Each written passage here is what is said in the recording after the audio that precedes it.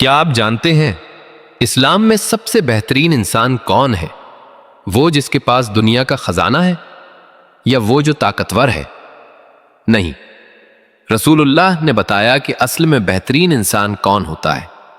رسول اللہ نے فرمایا، خیرکم من تعلم القرآن وعلمہ، تم میں سب سے بہترین وہ ہے جو قرآن سیکھے اور دوسروں کو سکھائے۔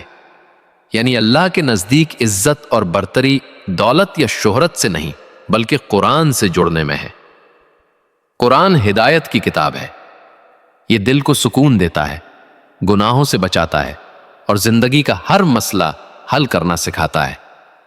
جو انسان قرآن کو سیکھنے میں وقت لگاتا ہے اور پھر اسے دوسروں تک پہنچاتا ہے، اللہ کے نزدیک وہی سب سے بہترین ہے۔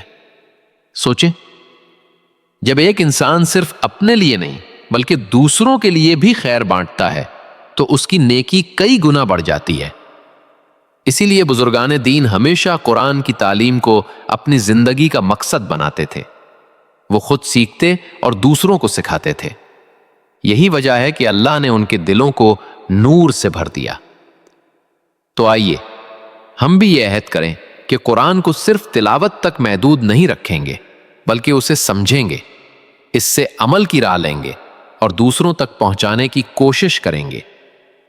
اللہ ہمیں قرآن کا سچا طالب علم اور دوسروں کو سکھانے والا بنائے۔ آمین۔